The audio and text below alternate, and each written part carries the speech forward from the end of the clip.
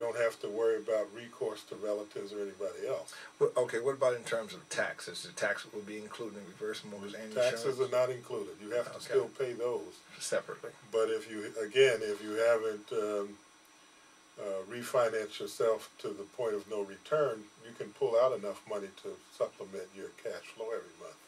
Okay.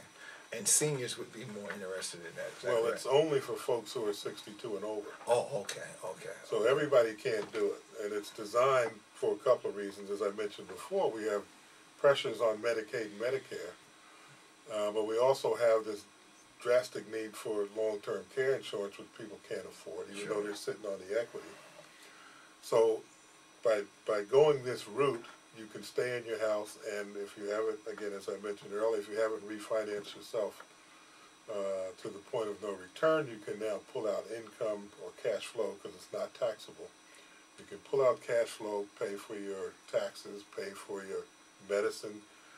I've got senior citizen clients I'm dealing with now who at one time were making decisions about whether to go see a doctor or whether or not to buy a prescription, or, well, I won't buy any food this week, things of that nature. So get closer to the mic there. So to me, it's just the greatest thing. And I have you had a lot of success? A lot of people have contacted you on? Yes, I have. And as I mentioned, there are folks who are now able to stay in their homes because they did it, when the other alternative for them was to go to a mortgage broker and refinance themselves, which give them a few dollars, and they'd have to make more payments and so forth. So this prevents all of that, keeps them in the house. Oh, okay, we'll come back to you in a minute. Let's go to Diane Beanie. Hello, I'm glad to be here. Okay. All right, what's on the agenda?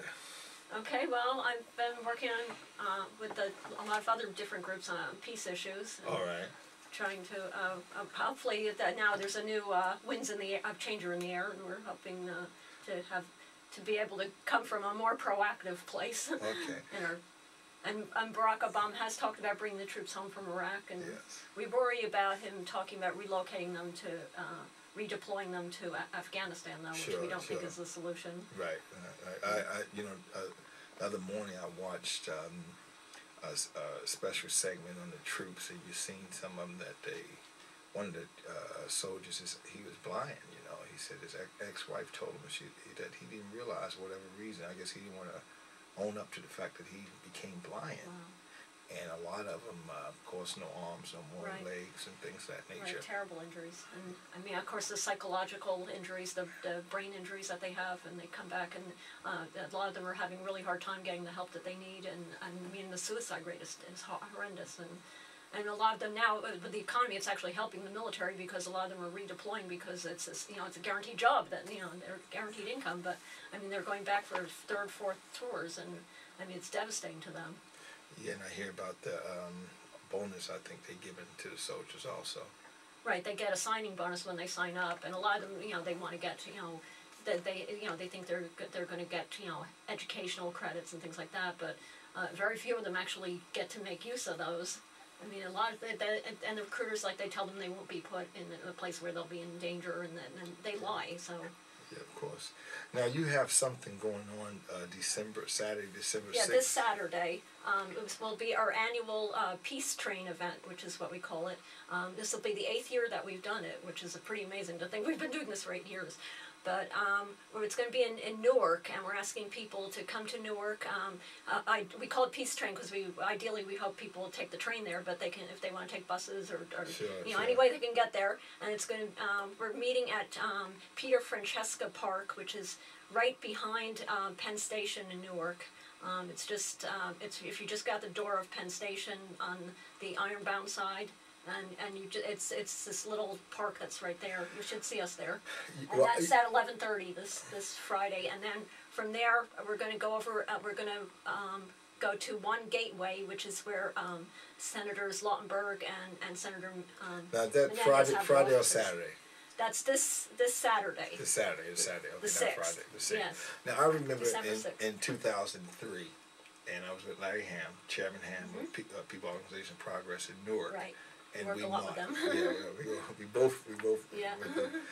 And I remember marching from that park up to City Hall. Right. So you guys are not Other gonna do years that. we have gone to City Hall. This year Okay. we're planning to go to we're trying to focus on the on Senators Menendez and Longberg and try to put pressure on them to try to get the troops out of Iraq as soon as possible.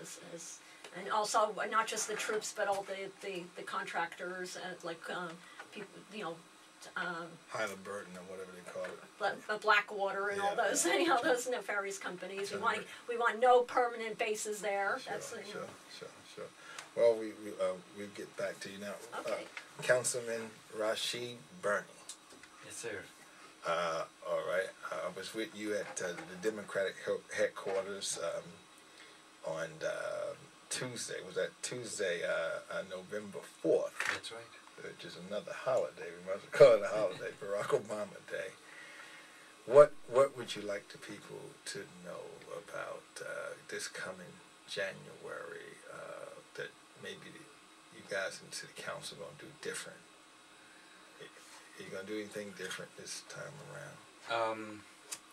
You mean regarding the council itself? Yeah, the council and the city. Yeah, just before I get to that, there's a county, I don't remember the name, I just saw it today, down in, I'm going to say Alabama, that actually declared November 4th Barack Obama Day. Yes. And it was very heartening to see that. Yes, So, you know, that's, you know, just something I'm just so excited about. I think it's long overdue. Sure.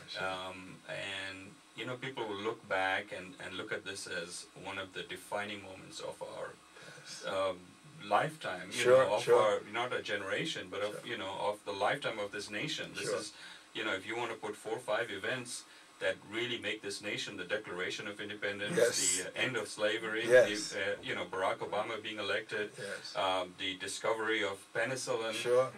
These are sort of things that are way up there. Ford assembly line and things like yeah, well, yes, sure, Ford assembly line, absolutely. Yeah. First man on the moon. Man on the moon, exactly. That's it's right up there, you know. And I think we will look about back. to throw this right here, and then Michael Jackson in the moonwalk. It's a great time. It's a happy time for us, and hopefully, I'm confident Obama will put the country back on the right track and economically. And you're seeing that. You're seeing very good reviews nationwide. People are really praising him for the leadership he has in picking people diverse with diverse opinions and picking a team that Wall Street has confidence in and the whole nation has confidence in. So. Let me. I don't want to flip the script on you, and of course we not put nobody on the spot. But I hear this over and over. People come and tell me, and I read through the papers and see on the news. Now, representing a town like this here, which is a big city basically, it's not really a small congested city, but it's quite some size. Is there pressure? Because I'm hearing that a lot of the politicians today don't want to be called on for certain issues that represent the people that's in the community that they represent. I won't mention the politician. I won't mention the politician, but one of the large cities in Newark. One of the large cities in New Jersey. One of the mayors was saying in the paper that he didn't want to. They was calling him to talk about race and of course his race being African American, and he was saying that he didn't want to actually be called for that. He would rather be called for crisis overseas or a nuclear proliferation. But what I was just bothered by it, and I was just wondering, you would be called for the issues in which the people, the constituents that you represent. So is there there shouldn't be any problem with that? No, there really shouldn't. I mean, in the right context, virtually anything can be discussed. And if it's something that's of a concern or a need of the people, then I think all politicians really should forward an opinion, even if called for or not called for, because people want ideas. And when and should they feel, because here's what I'm getting back, because people talking to me about it all the time. You shouldn't, as a politician, feel that you're being picked on or singled out if someone called you